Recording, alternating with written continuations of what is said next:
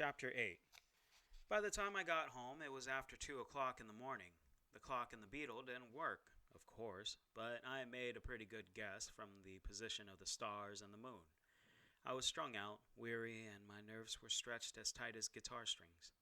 I didn't think sleep was likely, so I decided to do a little alchemy to help me unwind. I've often wished that I had some suave and socially acceptable hobby that I could fall back on in times like this. Play the violin, or was it the viola, like Sherlock Holmes, or maybe twiddle away on the pipe organ like the Disney version of Captain Nemo. But I don't. I'm sort of the arcane equivalent of a classic computer geek. I do magic in one form or another, and that's pretty much it. I really need to get a life one of these days. I live in a basement apartment beneath a big, roomy old house that had been divided up into lots of different apartments. The basement and the sub-basement below it are both mine, which is sort of neat.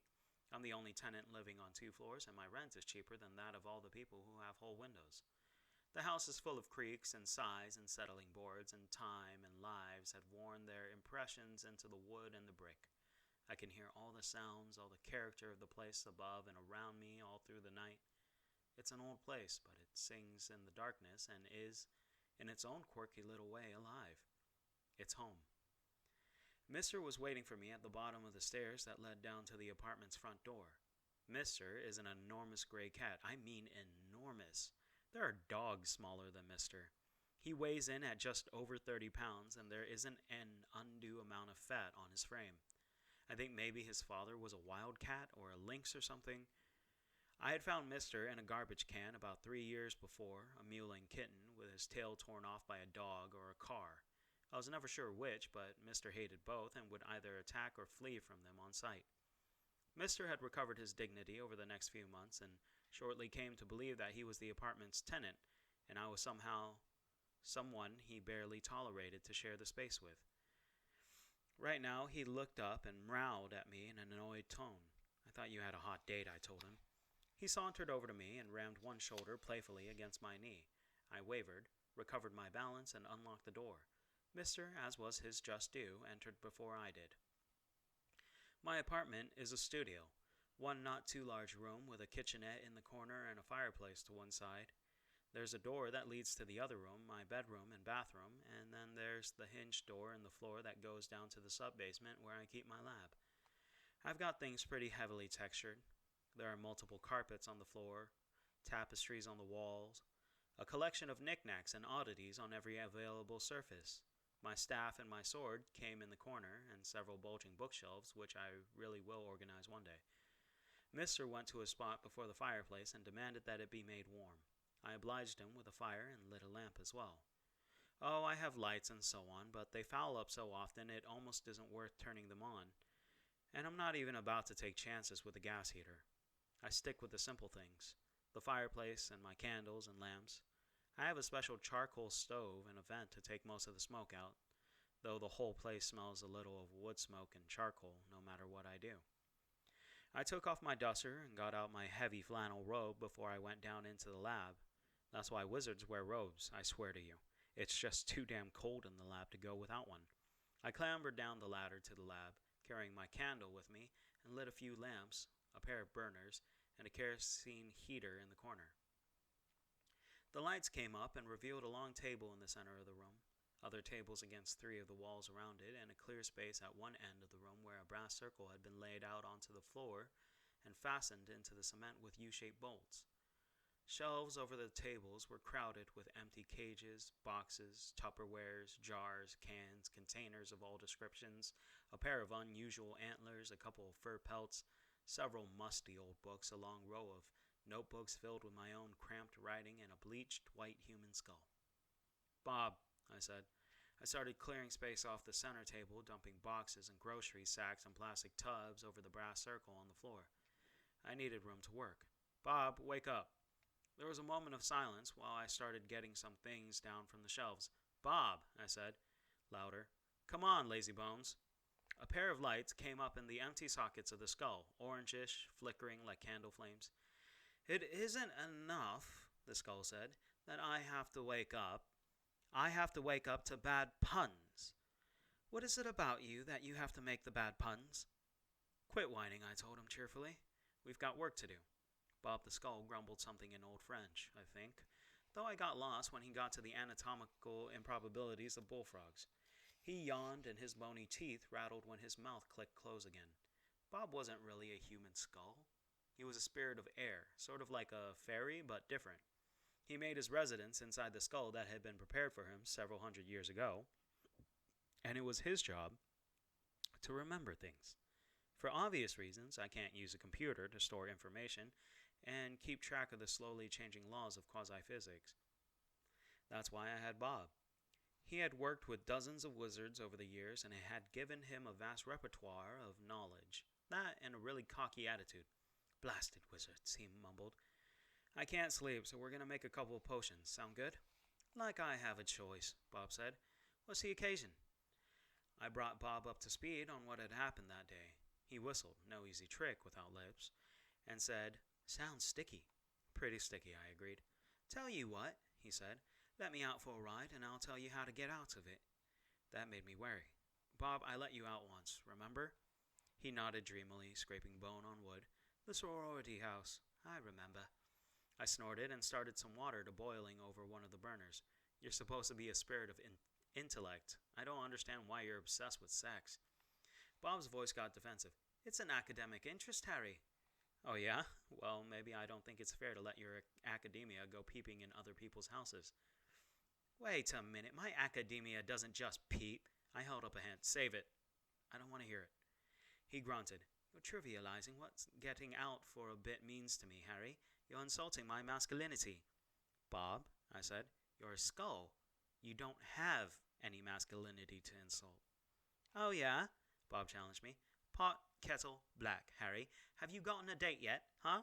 Most men have something better to do in the middle of the night than play with their chemistry sets." As a matter of fact, I told him, "I'm set up for Saturday night." Bob's eyes fluttered from orange to red. "Ooh," he leered. "Is she pretty?" "Dark skin," I said. "Dark hair, dark eyes, legs to die for, smart, sexy as hell." Bob chortled. "Think she'd like to see the lab? Get your mind out of the gutter." "No, seriously," Bob said. "If she's so great, what's she doing with you? You aren't exactly Sir Gawain, you know." It was my turn to get defensive. "She likes me," I said. "Is that such a shock?" "Harry," Bob drawled, his eyelights flickering smugly. "What you know about women, I could juggle." I stared at Bob for a moment and realized with somewhat sinking feeling that the skull was probably right. Not that I would admit that to him, not in a million years, but he was. "We're going to make an escape potion," I told him. "I don't want to be here all night, so can we get to work?" "Huh. I can only remember about half the recipe." "There's always room to make two if you're making one, Harry. You know that." That much was true. The process of mixing up an alchemical potion is largely stirring, simmering, and waiting. You can always get another one going and alternate between them. Sometimes you can even do 3, though that's pushing it. "Okay, so we'll make a copy." "Oh, come on," Bob chided me. "That's dull. You should stretch yourself. Try something new." "Like what?" Bob's eye sockets twinkled cheerfully. "A love potion, Harry. If you won't let me out, at least let me do that. Spirits know you could use it, and—" "No," I said firmly. "No way. No love potion." "Fine," he said. "No love potion. No escape potion either." "Bob," I said warningly. Bob's eyes winked out. I growled. I was tired and cranky, and under the best of circumstances, I am not exactly a type A personality. I stalked over, picked up Bob by the jaws, and shook him. "Hey," I shouted. "Bob, you come out here, or I'm going to take this skull and throw it down the deepest well I can find. I swear to you. I'll put you somewhere where no one can ever let you out ever again." Bob's eyes winked on for a moment. "No, you won't. I'm far too valuable." Then they winked out again. I gritted my teeth and tried not to smash the skull to little pieces on the floor. I took deep breaths, summoning years of wizardly training and control to not throw a tantrum and break the nice spirit to little pieces. Instead, I put the skull back on the shelf and counted slowly to 30. Could I make the potion by myself? I probably could, but I had the sinking feeling that it might not have precisely the effect I wanted. Potions were a tricky business and a lot more relied upon precise details than upon intent, like in spells. And just because I made a love potion didn't mean I had to use it, right? It would only be good for a couple of days in any case, surely not through the weekend. How much trouble could it cause? I struggled to rationalize the action. It would appease Bob and give him some kind of vicarious thrill. Love potions were about the cheapest things in the world to make, so it wouldn't cost me too much, and I thought if Susan should ask me for some kind of demonstration of magic, as she always did, I could always. No, that would be too much. That would be like admitting I couldn't get a woman to like me on my own, and it would be unfair taking advantage of the woman. What I wanted was the escape potion. I might need it at Bianca's place, and I could always use it, if worst came to worst, to make a getaway from Morgan and the White Council. I would feel a lot better if I had the escape potion. Okay, Bob. Fine. You win. We'll do them both, all right? Bob's eyes lights came up warily. You're sure? You'll do the love potion just like I say? Don't I always make the potions like you say, Bob? What about that diet potion you tried? Okay, that one was a mistake. And the anti-gravity potion, remember that? We fixed the floor. It was no big deal. And the... Fine, I growled. You don't have to rub it in. Now cough up the recipes. Bob did so in fine humor, and for the next 2 hours we made potions. Potions are all made pretty much the same way. First, you need a base to form the essential liquid content, then something to engage each of the senses, and then something for the mind and something else for the spirit. 8 ingredients all in all, and they're different for each and every potion, and for each person who makes them. Bob had centuries of experience, and he could extrapolate the most successful components for a given person to make into a potion. He was right about being an invaluable resource. I had never even heard of a spirit with Bob's experience, and I was lucky to have him. That didn't mean I didn't want to crack that skull of his from time to time, though. The escape potion was made in a base of 8 ounces of Jolt Cola. We added a drop of motor oil for the smell of it, and cut a bird's feather into tiny shavings for tactile value. 3 ounces of chocolate-covered espresso beans ground into powder went in next. Then a shredded bus ticket I'd never used for the mind, and a small chain which I broke and then dropped in for the heart. I unfolded a clean white cloth where I had a flickering shadow stored for just such an occasion and tossed it into the brew, then opened up a glass jar where I kept my mouse scampers, and tapped the sound out into the beaker where the potion was brewing. You're sure this is going to work, Bob? I said. Always. That's a super recipe there. Smells terrible. Bob's lights twinkled. They usually do. What's it doing? Is this the super speed one or the teleportation version? Bob coughed. A little bit of both, actually. Drink it and you'll be the wind for a few minutes. The wind? I eyed him. I haven't heard of that one before, Bob. I am an air spirit after all, Bob told me. This'll work fine. Trust me. I grumbled and set the first potion to simmering, then started on the next one.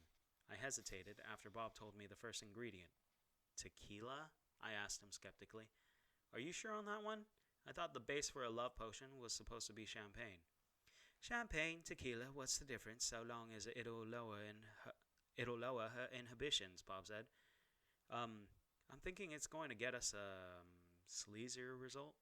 Hey, Bob protested. Who's the memory spirit here, me or you? Well, who's got all the experience with women here, me or you? Bob. Harry, Bob lectured me. I was seducing shepherdesses when you were a twinkle in your great-grandfather's eyes. I think I know what I'm doing. I sighed, too tired to argue with him.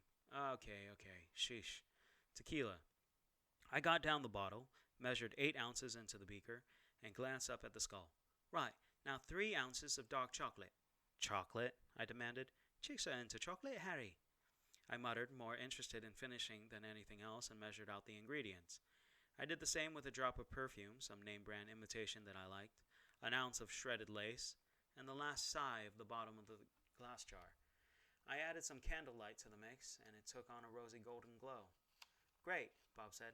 That's just right. Okay, now we have to add the ashes of a passionate love letter.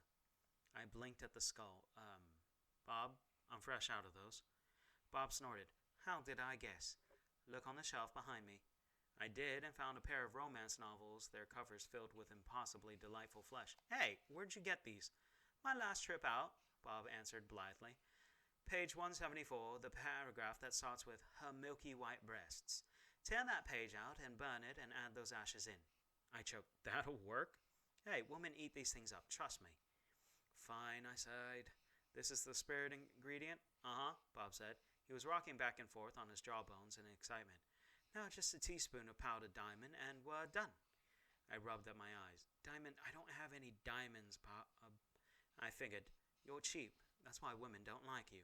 Look, just tear up a 50 into real little pieces and put that in there." "A $50 bill?" I demanded. "Money," Bob opined. "Very sexy." I muttered and got the remaining 50 out of my pocket, shredding it and tossing it in to complete the potion. The next step was where the effort came in. Once all the ingredients are mixed together, you'll have to force enough energy through them to activate them. It isn't the actual physical ingredients that are important, it's the meaning that they carry, the significance that they have for the person making the potion and for those who will be using it. The energy for magic comes from lots of places. It can come from a special place, usually some spectacular natural site like Mount St. Helens or Old Faithful, from a focus of some kind like Stonehenge on a large scale, or from inside of people. The best magic comes from the inside. Sometimes it's just pure mental effort, raw willpower. Sometimes it's emotions and feelings. All of them are viable tinder to be used for the proverbial fire. I had a lot of worry to use to fuel the magic, and a lot of annoyance, and one hell of a lot of stubbornness. I murmured the requisite quasi-Latin litany over the potions over and over, feeling a kind of resistance building, just out of the range of physical senses, but there nonetheless. I gathered up all my worry and anger and stubbornness and threw them all at the resistance in one big ball, slapping them with the strength and tone of my words. The magic left me in a sudden wave, like a pitcher abruptly emptied out. "I love this pot," Bob said, just as both potions exploded into puffs of greenish smoke and began to froth up over the lips of the beakers. I sagged onto a stool and waited for the potions to fizz down, all the strength gone out of me, the weariness building up like a load of bricks on my shoulder. Once the frothing had settled, I leaned over and poured each potion into its own individual sports bottle with a squeezed top, then labeled the containers with a permanent magic marker, very clearly. I don't take chances in getting potions mixed up anymore, ever since the invisibility/hair tonic incident when I was trying to grow out a decent beard. "You won't regret this, Harry," Bob assured me. "That's the best potion I've ever made." "I made it, not you," I growled. I really was exhausted now, way too tired to let petty concerns like possible execution keep me from bed. Sure, Bob agreed. "Whatever, Harry." I went around the room, putting out all the fires and the kerosene heater, then climbed the ladder and back to the basement without saying goodnight. Bob was chortling happily to himself as I did. I stumbled to my bed and fell into it. Mister always climbs in and goes to sleep, draped over my legs. I waited for him, and a few seconds later he showed up, settling down and purring like a miniature outboard motor. I struggled to put together an itinerary for the next couple of days through the haze of exhaustion. Talk to the vampire, locate missing husband, avoid the wrath of the White Council, find the killer. Before he found me. An unpleasant thought, but I decided that I wasn't going to let that bother me either, and curled up to go to sleep.